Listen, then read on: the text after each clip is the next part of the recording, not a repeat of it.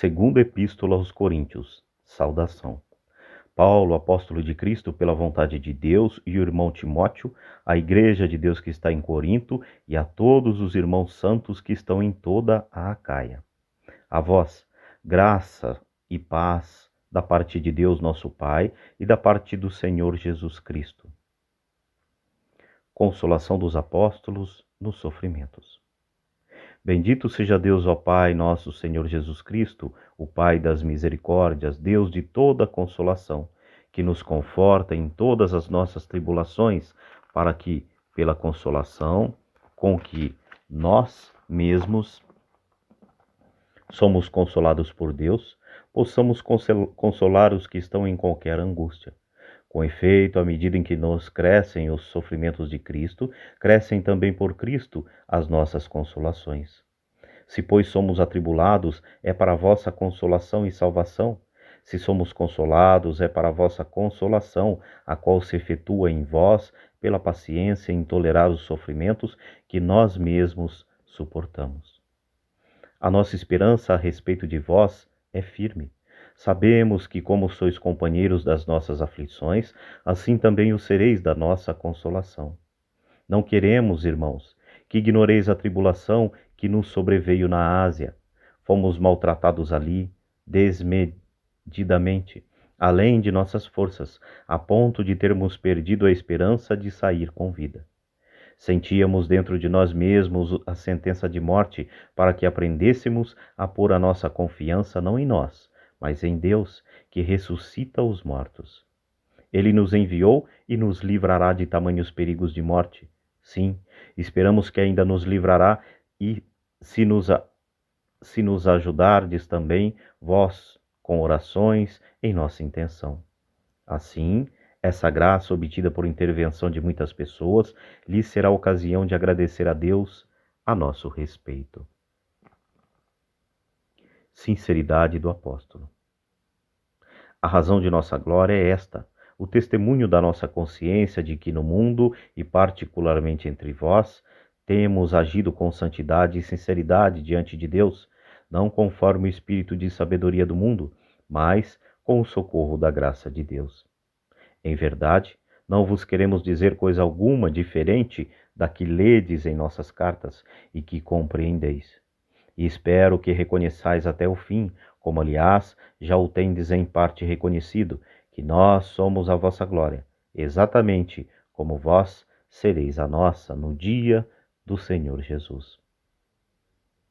O apóstolo não merece a censura da leviandade.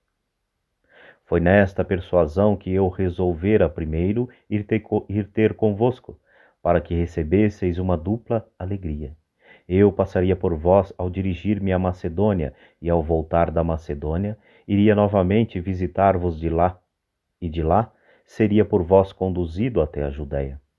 Formando-se esse plano, terei usado de leviandade? Ou são puramente humanas as resoluções que tomo, de modo que haja em mim o sim e depois o não? Deus é testemunha de que, quando vos dirijo a palavra, não existe um sim e depois um não. O Filho de Deus Jesus Cristo, que nós, Silvano, Timóteo e eu, vos temos anunciado, não foi sim e depois não, mas sempre foi sim. Porque todas as promessas de Deus são sim em Jesus. Por isso é por ele que nós dizemos amém, a glória de Deus. Ora, quem nos confirma a nós e a vós em Cristo e nos consagrou é Deus. Ele nos marcou com seu selo e deu aos nossos corações o penhor do Espírito.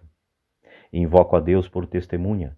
Juro por minha vida que foi para vos poupar que não voltei a Corinto, não porque pretendamos dominar sobre vossa fé. Queremos apenas contribuir para a vossa alegria, porque, quanto à fé, estáis firmes. Eu decidi, pois, comigo mesmo não tornar a visitar-vos, para não vos contristar, porque, se eu vos entristeço, como poderia esperar a alegria daqueles que por mim foram entristecidos? Se vos escrevi estas coisas, foi para que, quando eu chegar, não sinta tristeza precisamente da parte dos que me deviam alegrar. Confio em todos vós, que a minha alegria seja a de todos.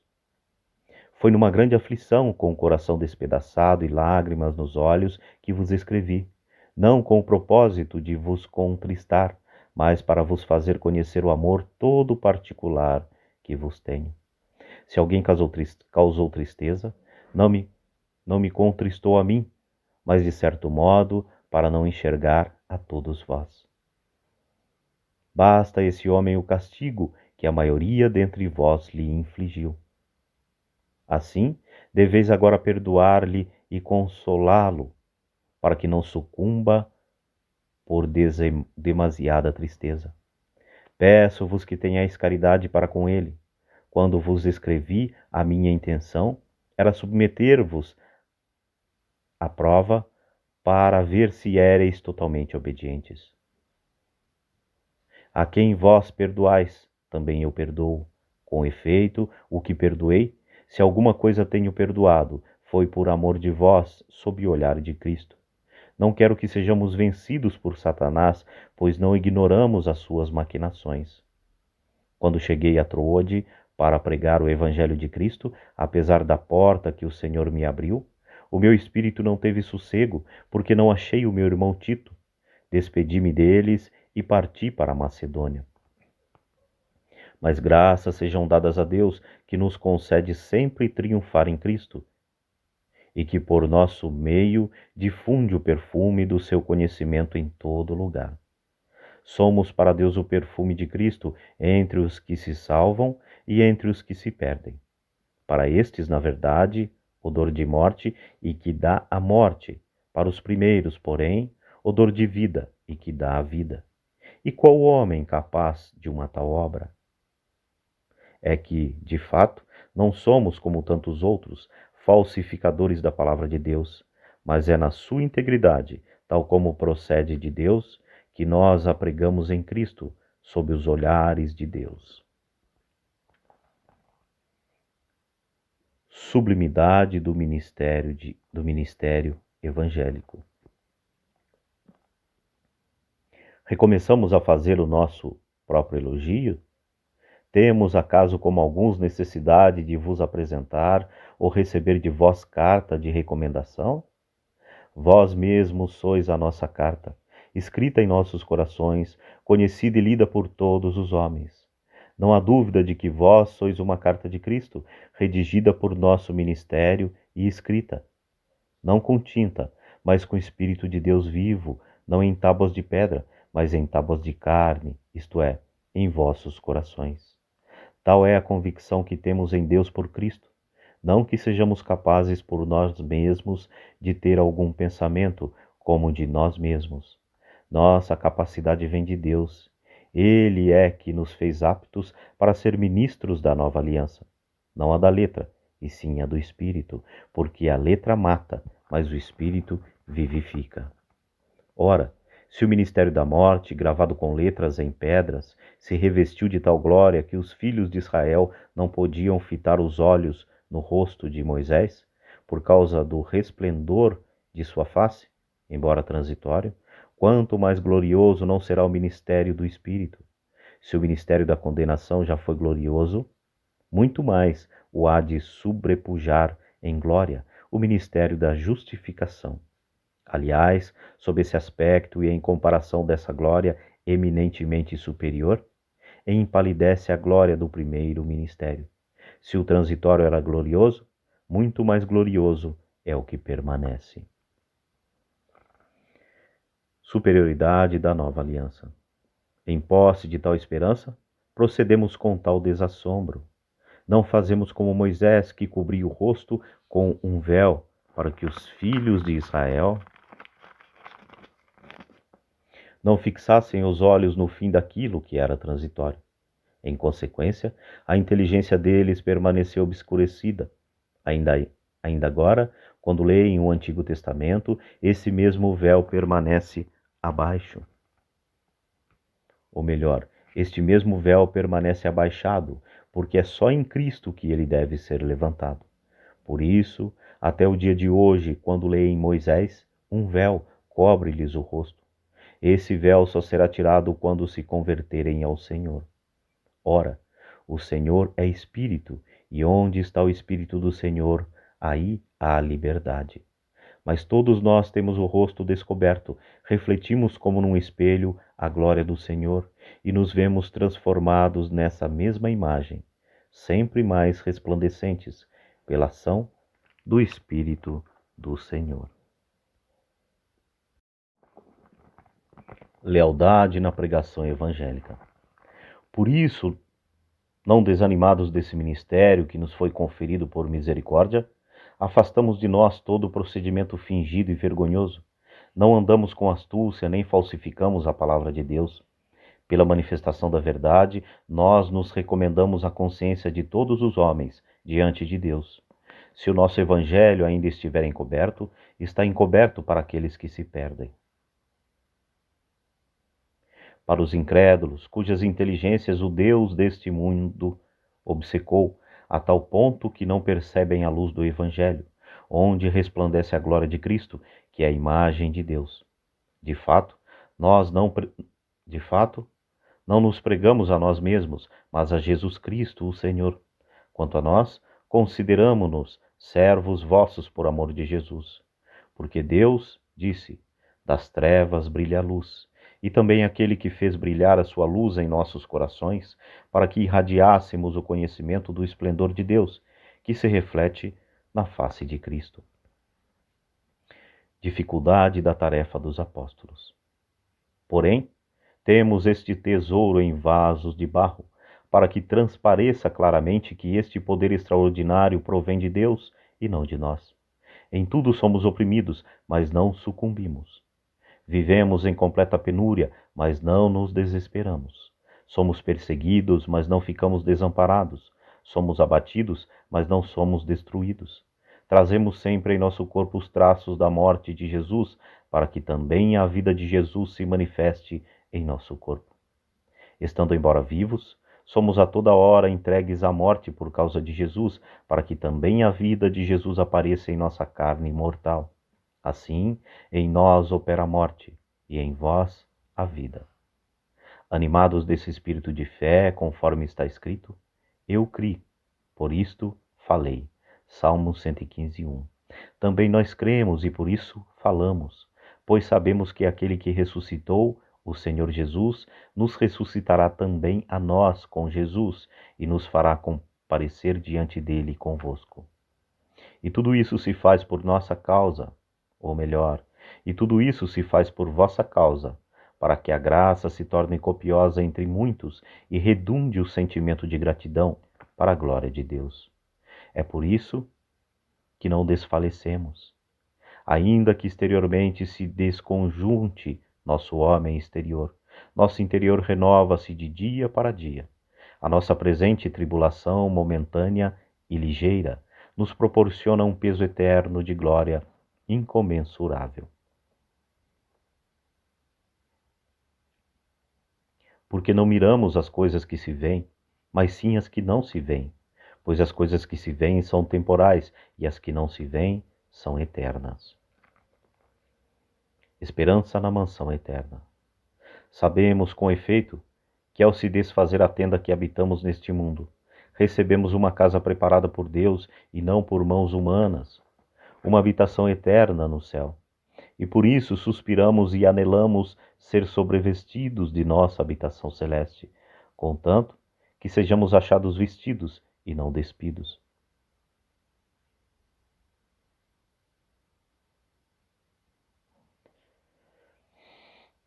Pois, enquanto permanecemos nessa tenda, gememos oprimidos, desejamos ser não despojados, mas revestidos de uma veste nova por cima da outra, de modo que o que há de mortal em nós seja absorvido pela vida.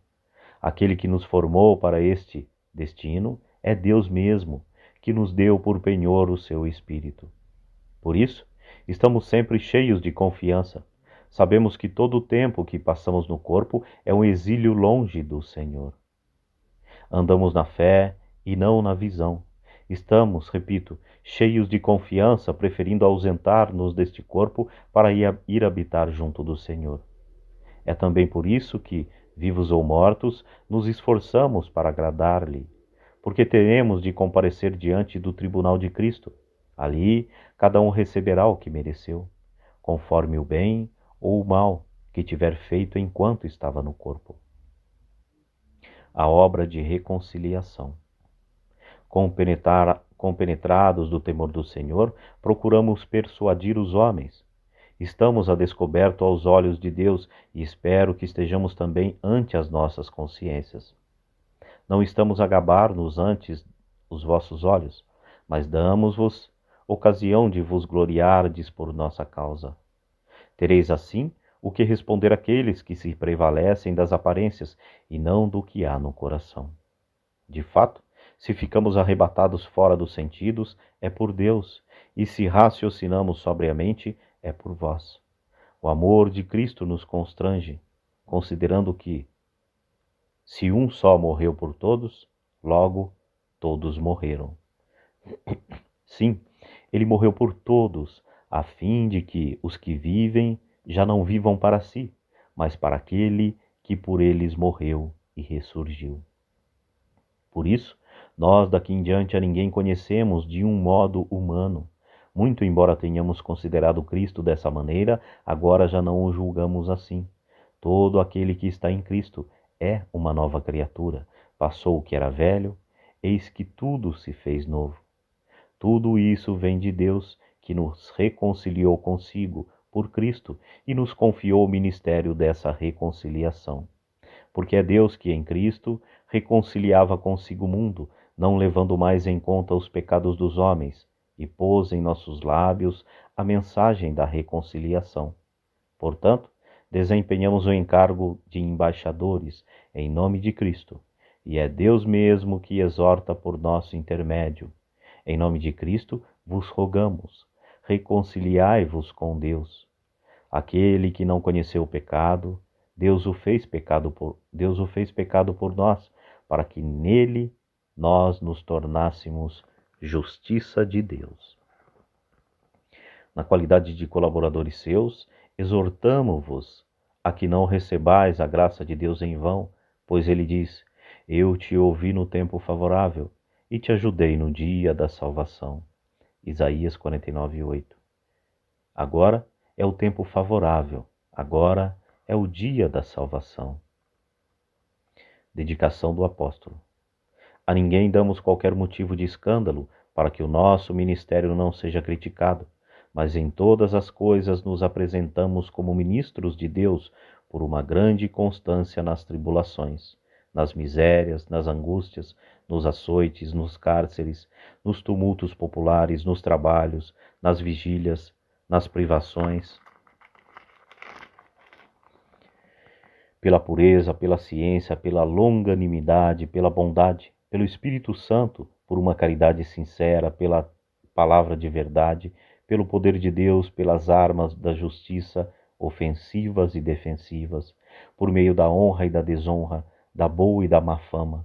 Tidos por impostores somos, no entanto, sinceros. Por desconhecidos somos bem conhecidos, por agonizantes estamos com vida, por condenados, e no entanto estamos livres da morte. Somos julgados tristes, nós que estamos sempre contentes, indigentes, porém enriquecendo a muitos, sem posses, nós que tudo possuímos. Ó Coríntios, acabamos de vos falar com toda a franqueza. O nosso coração está todo ele aberto. Não é estreito o lugar que nele ocupais. Estreito, isso sim, é o vosso íntimo. Compreendei-me com igual ternura. Falo com os meus filhos. Também vós, outros, abri largamente os vossos corações. Evitar os compromissos. Não vos prendais ao mesmo jugo com os infiéis. Que união pode haver entre justiça e iniquidade? Ou que comunidade entre a luz e as trevas? Que compatibilidade pode haver entre Cristo e Belial? Ou que acordo entre fiel e o infiel? Como conciliar o templo de Deus e os ídolos? Porque somos o templo de Deus vivo, como o próprio Deus disse: Eu habitarei e andarei entre eles, e serei o seu Deus, e eles serão o meu povo. Levítico 26:11 e seguintes. Portanto, saí do meio deles, saí do meio deles e separai-vos, diz o Senhor. Não toqueis no que é impuro e vos receberei. Serei para vós um pai, e vós sereis para mim filhos e filhas, diz o Senhor Todo-Poderoso. Isaías 52:11 e Jeremias 31:9.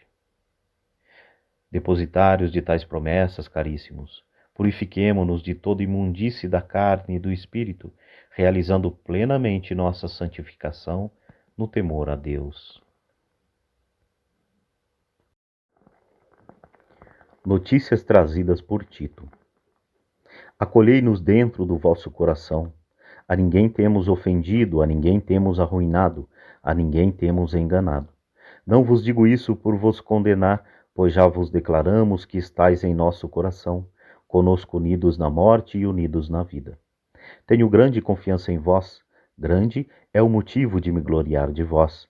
Estou cheio de consolação, transbordo de gozo em todas as nossas tribulações. De fato, a nossa chegada em Macedônia, nenhum repouso teve o nosso corpo. Eram aflições de todos os lados, combates por fora, tremores por dentro. Deus, porém, que consola os humildes, confortou-nos com a chegada de Tito. E não somente com a sua chegada, mas também com a consolação que ele recebeu de vós. Ele nos contou o vosso ardor, as vossas lágrimas, a vossa solicitude por mim, de modo que ainda mais me regozijei. Feliz efeito de uma carta precedente. Se minha carta vos penalizou, não me arrependo. Se a princípio o senti, porque vejo que ao menos por um momento essa carta vos penalizou, agora me alegro, não porque fostes entristecidos, mas porque essa tristeza vos levou à penitência. Pois fostes entristecidos segundo Deus, de modo que nenhum dano sofrestes de nossa parte. De fato, a tristeza segundo Deus produz um arrependimento salutar, de que ninguém se arrepende, enquanto a tristeza do mundo produz a morte. Vede, pois, que solicitude operou em vós a tristeza segundo Deus. Muito mais, que escusas, que indignação, que temor, que ardor, que zelo, que severidade. Mostrastes em tudo que não tinhais culpa nesse assunto.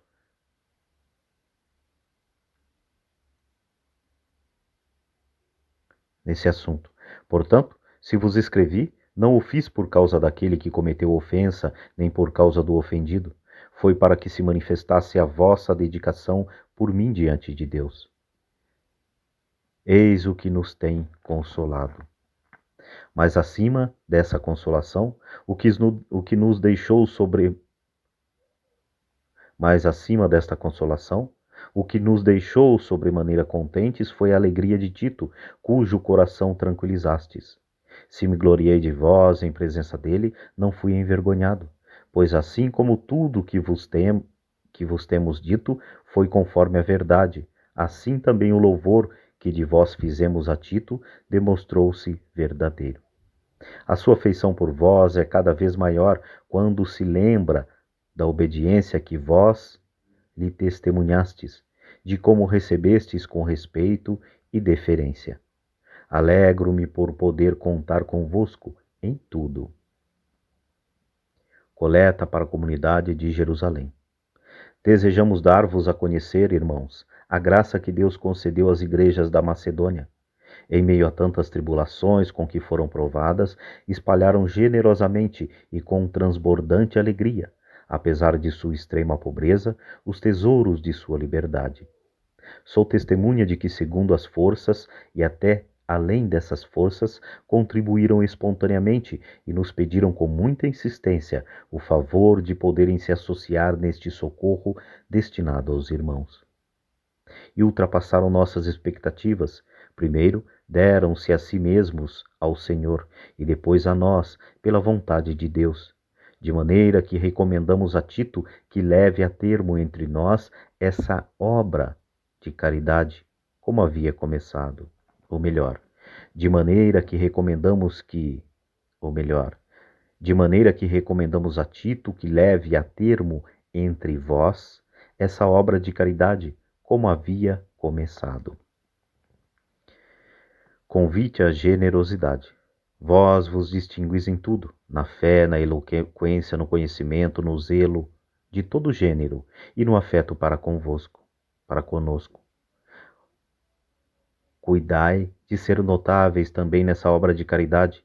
Não o digo como quem manda, mas, para exemplo, do zelo dos outros, quisera pôr em prova a sinceridade de vossa caridade. Vós conheceis a bondade de nosso Senhor Jesus Cristo, sendo rico, se fez pobre por vós, a fim de vos enriquecer por sua pobreza. Aqui vos dou apenas um conselho, isso vos convém. Há 1 ano fostes os primeiros, não só a iniciar esta obra, mas mesmo os primeiros a sugeri-la. Agora, pois, levai a termo a obra, para que, como houve prontidão em querer, assim também haja para concluir segundo as vossas posses. Quando se dá de bom coração segundo as posses, evidentemente, não do que se tem, sempre se é recebido. Não se trata de aliviar os outros fazendo-vos sofrer penúria, mas sim que haja igualdade entre vós. Nas atuais circunstâncias, vossa abundância supra a indigência daqueles para que, por seu turno, a abundância. Não se trata de aliviar os outros fazendo-vos sofrer penúria, mas sim que haja igualdade entre vós. Nas atuais circunstâncias, vossa abundância supra a indigência daqueles, para que, por seu turno, a abundância deles venha a suprir a vossa indigência. Assim reinará a igualdade, como está escrito: o que colheu muito, não teve sobra, o que pouco colheu, não teve falta. Êxodo 16:18. Uma delegação. Bendito seja Deus por ter posto no coração de Tito a mesma solicitude por vós. Não só recebeu bem o meu pedido, mas no ardor do seu zelo, espontaneamente partiu para vos visitar. Juntamente com ele, enviamos o irmão, cujo renome na pregação do Evangelho se espalha em todas as igrejas. Não só isso, mas foi destinado também pelos sufrágios das igrejas para nosso companheiro de viagem, nessa obra de caridade que por nós é administrada para a glória do Senhor em testemunho da nossa boa vontade. Queremos evitar assim que alguém nos censure por motivo dessa importante coleta que empreendemos, porque procuramos fazer o bem, não só diante do Senhor, senão também diante dos homens. Com eles, enviamos ainda outro nosso irmão, cujo zelo pudemos comprovar por várias vezes e em diversas ocasiões. Desta vez se mostrará ainda mais zeloso, em razão da grande confiança que tem em vós. Quanto a Tito, é o meu companheiro e o meu colaborador junto de vós. Quanto aos nossos irmãos, são legados das igrejas, que são a glória de Cristo. Portanto, em presença das igrejas, demonstrai-lhes vossa caridade e o verdadeiro motivo da ufânia que sentimos por vós. Sobre a generosidade. Com respeito ao auxílio a prestar aos irmãos, acho quase supérfluo continuar a escrever-vos, porque estou ciente de que vossa bondade, que enalteço para a glória vossa, ante aos macedônios, dizendo-lhes que a Acaia também está pronta desde o ano passado. O exemplo de vosso zelo tem estimulado a muitos. Eu, porém, vos enviei os nossos irmãos, para que o louvor que dissemos ao vosso respeito, nesse particular, não se tornasse vão, e para que, como tenho dito, estejais prevenidos. Eu temia que, se os macedônios fossem comigo e vós não estivesseis preparados, essa certeza redundasse para a confusão nossa, para não dizer vossa. Por esse motivo, julguei necessário rogar aos irmãos que nos precedessem junto de vós e preparassem em tempo a generosidade prometida. Assim, será verdadeiramente uma liberdade e não uma mesquinhez. Convém lembrar, aquele que semeia pouco, pouco ceifará. Aquele que semeia em profusão ceifará. Dê cada um conforme o impulso do seu coração, sem tristeza nem constrangimento. Deus ama o que dá com alegria. Poderoso é Deus para acumular-vos com toda espécie de benefícios, para que, tendo sempre em todas as coisas o necessário, vos sobre ainda muito para toda espécie de boas obras. Como está escrito: espalhou, deu aos pobres, a sua justiça subsiste para sempre. Salmos 111, 9.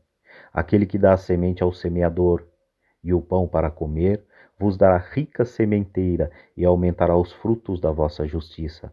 Assim, enriquecidos em todas as coisas, podereis exercer toda espécie de generosidade que, por nosso intermédio, será ocasião de agradecer a Deus. Realmente, o serviço dessa obra de caridade não só provê as necessidades dos irmãos, mas é também uma abundante fonte de ações de graças a Deus. Pois, ao reconhecer a experimentada virtude que essa existência revela da vossa parte, eles glorificam a Deus pela obediência que professais relativamente ao Evangelho de Cristo e pela generosidade de vossas esmolas em favor deles e em favor de todos. Além disso, eles oram por vós e vos dedicam a mais terna afeição, em vista da eminente graça que Deus vos fez. Graças sejam dadas a Deus pelo seu dom inefável. Apologia pessoal. Eu, Paulo, vos exorto pela manifestação e bondade de Cristo, eu que me mostro humilde quando estou entre vós, mas quando longe, sou ousado convosco. Peço-vos que, quando eu estiver presente, não me veja obrigado a usar de minha autoridade, de que pretendo realmente usar com certas pessoas que imaginam que nós procedemos com intenções humanas. Porque ainda que vivamos na carne, não militamos segundo a carne. Não são carnais as armas com que lutamos, são poderosas em Deus, capazes de arrasar fortificações.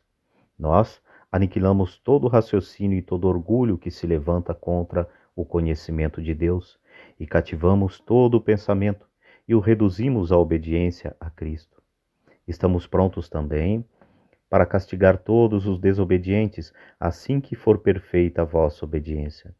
Julgais as coisas pela aparência.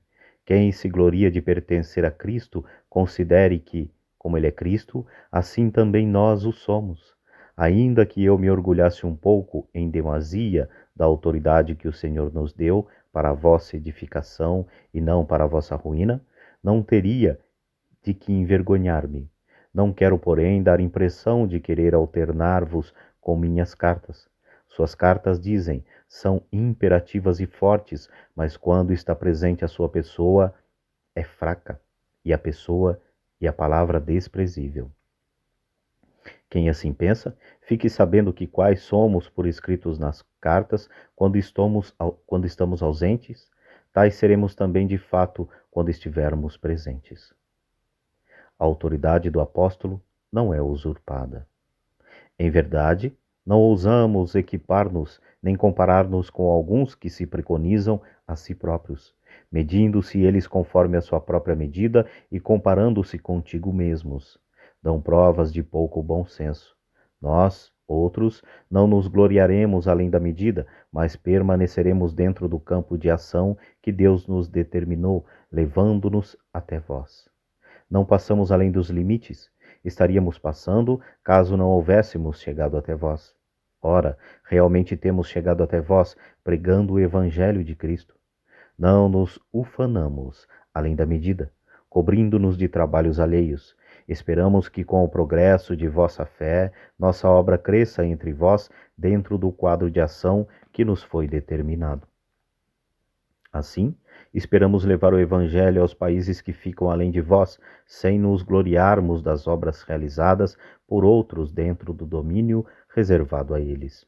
Ora, quem se gloria, glorie-se no Senhor, pois merece a aprovação não aquele que se recomenda a si mesmo, mas aquele que o Senhor recomenda. O apóstolo se compara a seus adversários. Oxalá suportasseis um pouco de loucura de minha parte. Ó sim, tolerai-me, eu vos consagro um carinho e amor santo, porque Vos desposei com um esposo único e vos apresentei a Cristo como virgem pura. Mas tudo que, como a serpente enganou Eva com sua astúcia, assim se corrompam os vossos pensamentos e se apartem da sinceridade para com Cristo. Porque quando aparece alguém pregando outro Jesus, diferente daquele que vos temos pregado, ou se trata de receber outro Espírito, diferente do que haveis recebido, ou outro Evangelho, diverso do que haveis abraçado, de boa mente o aceitais. Mas penso que em nada tenho sido inferior a esses eminentes apóstolos. Pois, embora eu seja de pouca eloquência, não acontece o mesmo quanto a ciência? É o que, em tudo e a cada passo vos temos manifestado. Porventura cometi alguma falta, eu vos ter pregado o Evangelho de Deus gratuitamente, humilhando-me para vos exaltar? Para vos servir, despojei outras igrejas, recebendo delas o meu sustento. Estando convosco e passando alguma necessidade, não fui pesado a ninguém, porque os irmãos que vieram da Macedônia supriram o que me faltava. Em tudo me guardei e me guardarei de vos ser pesado. Tão certo como a verdade de Cristo está em mim, não me será tirada essa glória nas regiões de Acaia. E por quê? Será porque não vos amo? Deus o sabe. Mas o que faço? Continuarei a fazer, para cortar pela raiz todo o pretexto àqueles que procuram algum pretexto para se envaidecerem e se afirmarem iguais a nós. Esses tais são falsos apóstolos, operários desonestos, que se disfarçam em apóstolos de Cristo, o que não é de espantar. Pois se o próprio Satanás se transfigura em anjo de luz, parece bem normal que seus ministros se disfarcem em ministros de justiça, cujo fim, no entanto, será segundo as suas obras.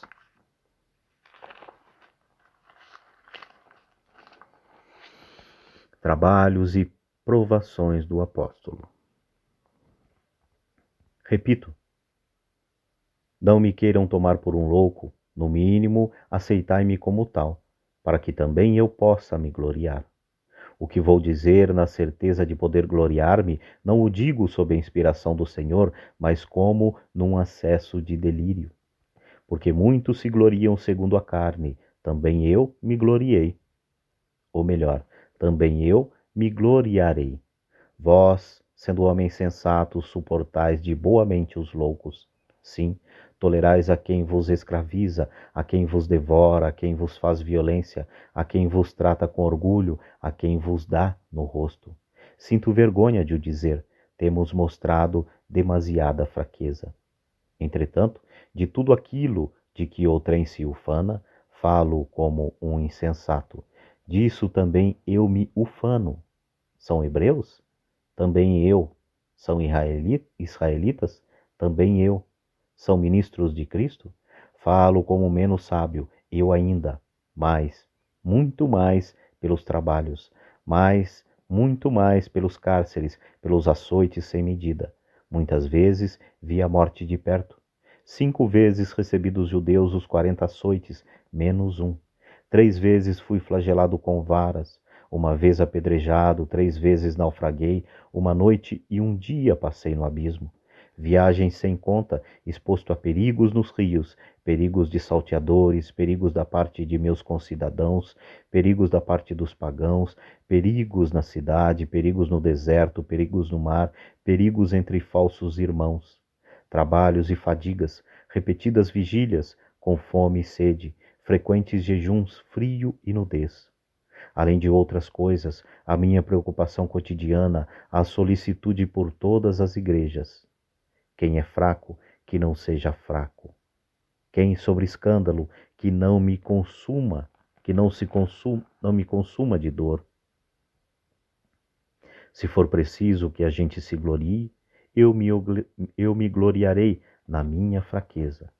Deus, Pai de nosso Senhor Jesus Cristo, que é bendito pelos séculos, sabe que não minto. Em Damasco, o governador rei Aretas mandou guardar a cidade dos Damascenos, mas me prender. mas dentro de um cesto. Desceram-me por uma janela ao longo da muralha, e assim escapei de suas mãos. Visões e revelações. Importa que me glorie? Na verdade, não convém. Passarei, entretanto, as visões e revelações do Senhor. Conheço um homem em Cristo que há 14 anos foi arrebatado até o terceiro céu. Se foi no corpo, não sei. Se fora de corpo, também não sei. Deus o sabe. Eu sei que esse homem, se no corpo ou se fora do corpo, não sei, Deus o sabe, foi arrebatado ao paraíso e lá ouviu palavras inefáveis, que não é permitido a um homem repetir. Desse homem eu me gloriarei, mas de mim mesmo não me gloriarei, a não ser das minhas fraquezas. Pois ainda que me quisesse gloriar, não seria insensato, porque diria a verdade. Mas abstenho-me, para que ninguém me tenha em conta de mais do que vê em mim, ou ouve dizer de mim. Demais, para que a grandeza das revelações não me levasse ao orgulho, foi-me dado um espinho na carne, um anjo de Satanás para me esbofetear e me livrar do perigo da vaidade. Três vezes roguei ao Senhor que o apartasse de mim, mas ele me disse: basta-te minha graça, porque é na fraqueza que se revela totalmente a minha força. Esse espinho da carne de Paulo que nós não sabemos o que é. Vamos lá. Portanto, prefiro gloriar-me das minhas fraquezas para que habite em mim a força de Cristo. Eis porque sinto alegria nas fraquezas, nas afrontas, nas necessidades, nas perseguições, no profundo desgosto sofrido por amor de Cristo, porque quando me sinto fraco, então é que sou forte. Escusas. Tenho-me tornado insensato.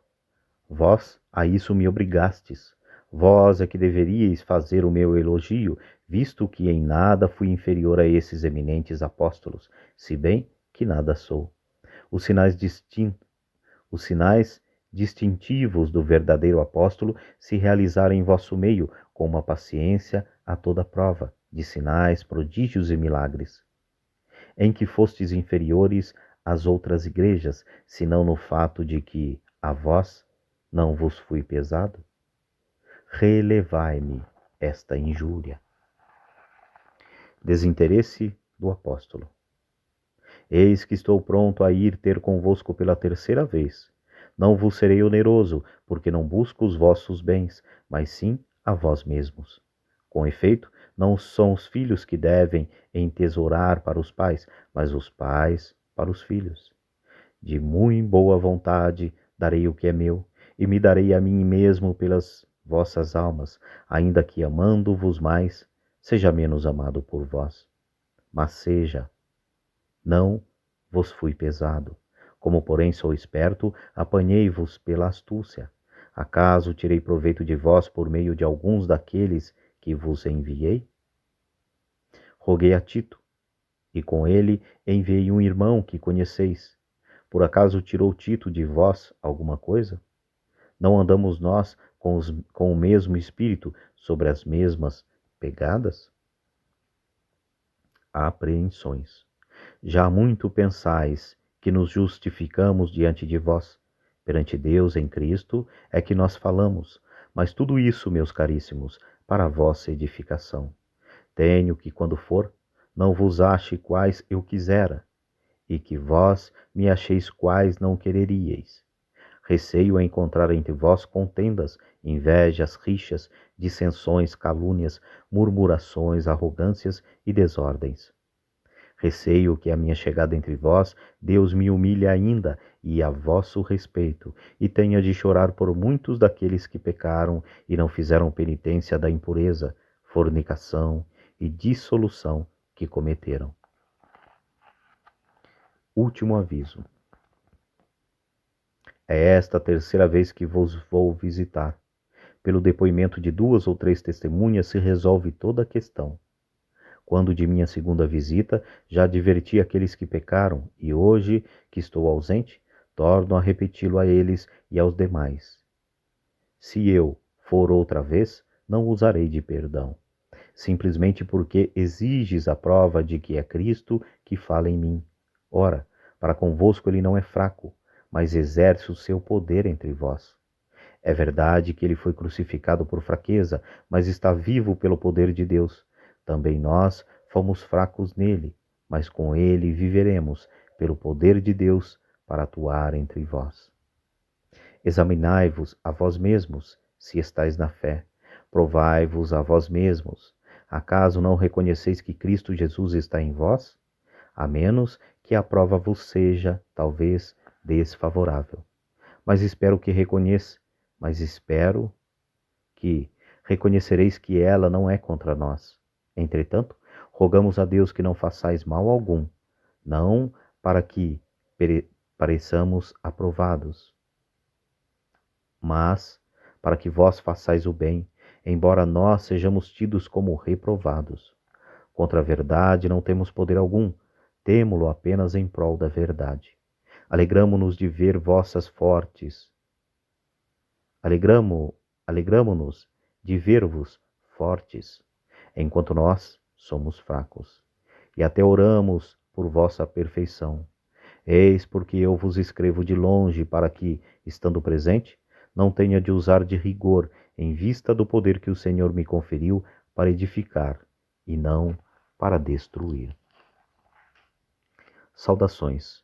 Por fim, irmãos, vivei com alegria, tendei à perfeição, animai-vos, tende um só coração, vivei em paz, e o Deus de amor e paz estará convosco.